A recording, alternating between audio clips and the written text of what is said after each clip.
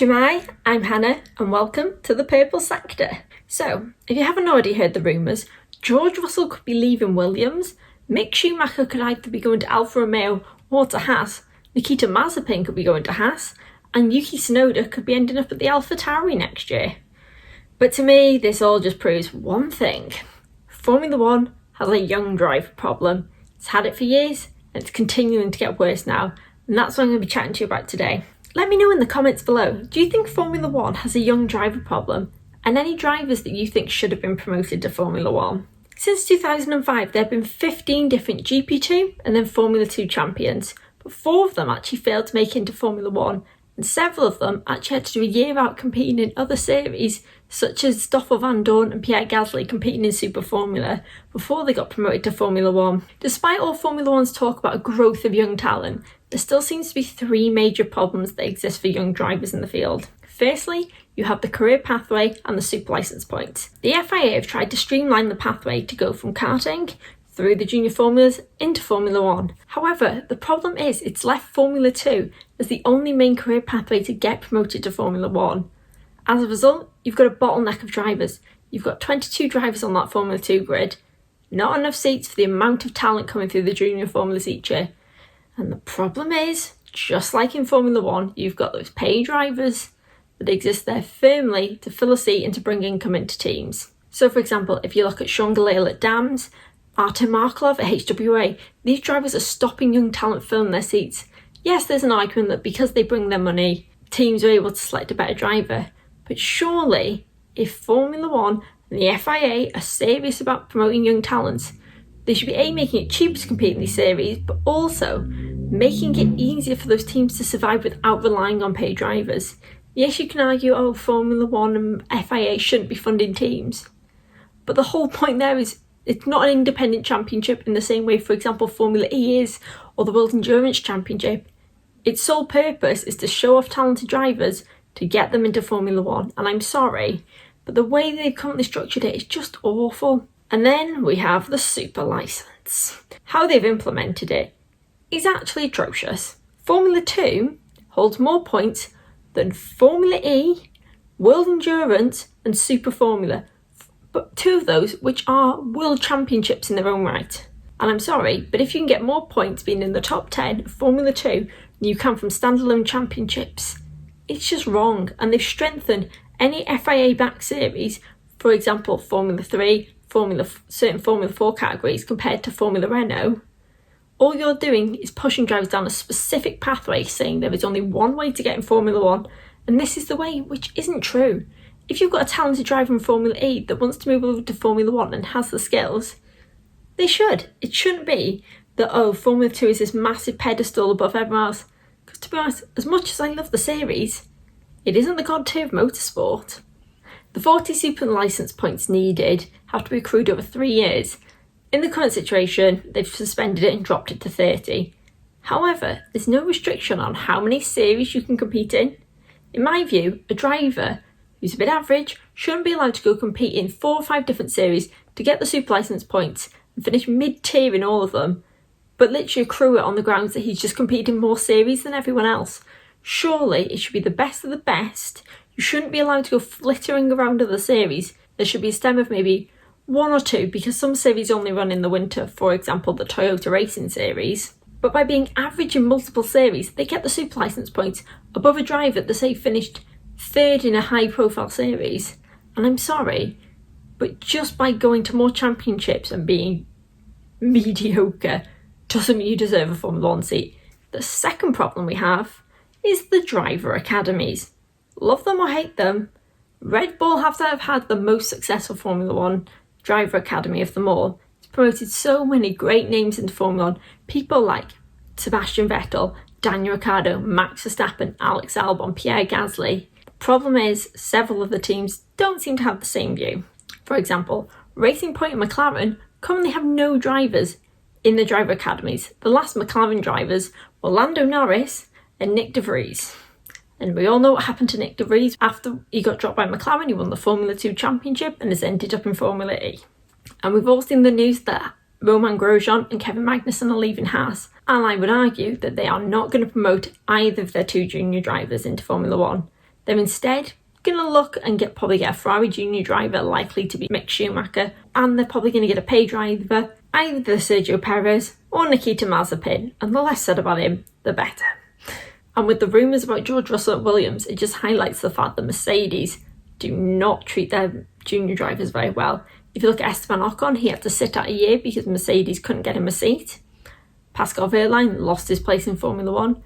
I hope to God George Russell doesn't, because to be honest, of all three of them, he is the most deserving. Mercedes just seem to pay for seats at teams and then not stick at it. Not be like, right, if they're going to drop that team, we will do anything in our power to get him on the grid next year. They just seem to lock in their current basis of Lewis Hamilton and Valtteri Bottas, an incredibly talented driver, greatest of all time, and Mr. Mediocre.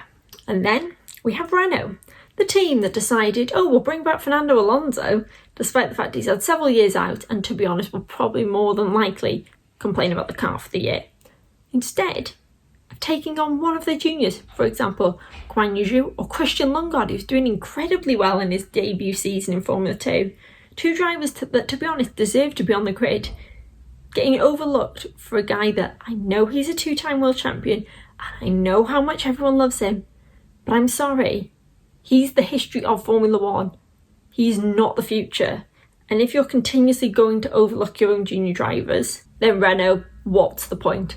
If you're not going to have a junior team for them, at least actually promote them to your own team. And then we have Ferrari, the team that arguably has the strongest calibre of drivers in its junior programme. Yet it's likely that only one of them's getting promoted this year.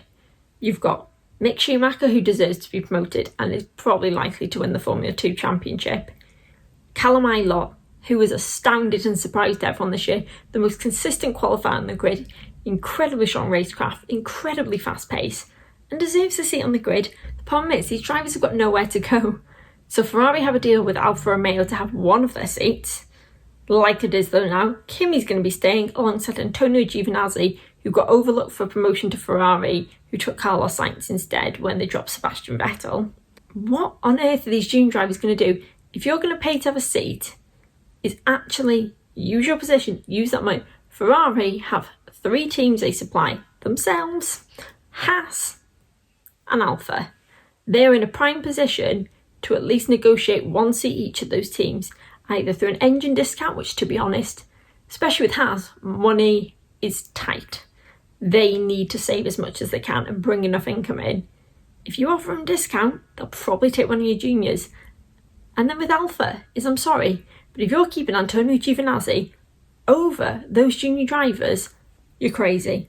I can understand keeping Kimi. Kimi provides stability, provides experience. He can help mentor the junior drivers coming in. But I'm sorry, but Antonio Giovinazzi's been average at best and doesn't deserve a seat in Formula 1 anymore. And I'm sorry for saying it, but if you've got talented junior drivers, surely you want to do everything in your power to get them on the grid. But instead, Ferrari just seem to promote Schumacher and hell be with it. That seems to be their core purpose, get him eventually up into Ferrari, and no one else matters. But ultimately, that's the wrong way to look at things. Because what happens if another junior driver shows up and is a stellar talent, but because you've got that mindset of it's Schumacher above everything else, Schumacher and Charles Leclerc will be the dream team, you're losing sight of the fact that your academy is so much more than that. And there are so many drivers that deserve to be on the grid. And last, but by no means least, we have how expensive Formula 1 is and your journey to Formula 1. Formula 1 has become so expensive that teams are reluctant to join. If you look now, any new team that joins the grid has to pay 200 million to the other teams to compensate for lost revenue. I get that you don't want teams on the grid to lose revenue, but surely that's the biggest blockade to a new team joining the grid. If you look at Formula E, in the past couple of years, they've had Jaguar join, BMW, Porsche. Why aren't these names in Formula 1? Why is Honda leaving Formula 1? Because it's so expensive, so overhyped. Formula 1 needs to promote these new teams, get them on the grid, get more dynamic racing, get a stronger midfield. I'm not suggesting we go back to 2010, 2011, where we had the HRTs, the Marussias, the Caterhams, that were glorified backmarkers and didn't deserve to be on the grid. Surely stopping new teams on the grid, all it does is stifle competition. It ultimately makes the teams on the grid complacent because they're highly unlikely to get any new competition joining them. But also, is it makes them vulnerable.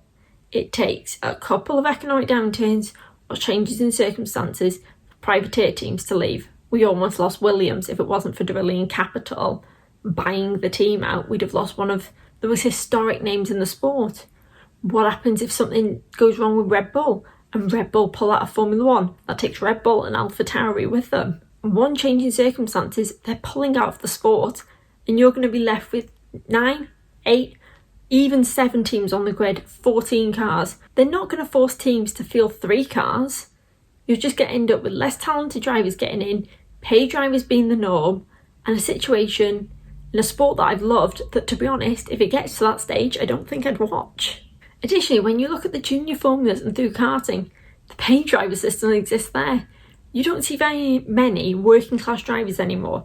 If you look, for example, Lewis Hamilton's dad worked multiple jobs growing up, but then you have drivers like George Russell, Lando Norris, they went to private school, as they've all come from incredibly privileged backgrounds. If Formula One are serious about diversifying the grid, they have to look at this, the fact that you've got drivers who are increasingly funded by their parents' business ventures. For example, look at drivers like Nicholas Latifi, who did several years in Formula 2, finished second and got promoted over Nick de Vries. The only exception I'd say is Lance Stroll, the fact that his dad, yes, funded his career, but he did earn it. He won the European Formula 3 Championship. In the end, is we need a variety of drivers from different backgrounds. I'd love to see a female driver on the grid. The problem is, because of how expensive things, even just simply as karting are, you've priced so many people out of the sport already.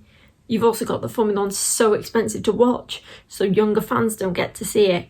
Formula 1 really doesn't realise this. You need to make Formula 1 affordable and accessible to all, because ultimately, otherwise you decrease the fan base, you decrease the likelihood of people going through karting, and you end up with the same types of people on the grid, which ultimately ends up putting off the fans anyway. We've seen incredibly talented drivers come through the grid in recent years, people such as Max Verstappen, Charles Leclerc, Lando Norris. But for me, the worst thing is you're going to have so many talented junior drivers over the years miss out on places in Formula 1. Formula 1 is supposed to be the pinnacle of motorsport, and it shouldn't be a game of whose dad's got the most money to afford to pay for a seat. Yes, they can go out and get sponsors. The likelihood is, especially in the current situation, sponsors are going to be few and far between. And to me, Formula 1 needs to act quickly, either by incentivising teams to take on junior drivers or putting money into scholarships and prizes so that junior drivers are able to advance their careers and get up to Formula 1 and maybe get academy backing. And also encourage F1 teams to actually have robust academies, because to be honest, some of them are non-existent or lacklustre at best. And maybe Formula 1 needs to realise that you need more than 20 cars on that grid to have an actually competitive field. So that's all for me. I hope you're keeping safe and well. Au revoir and goodbye.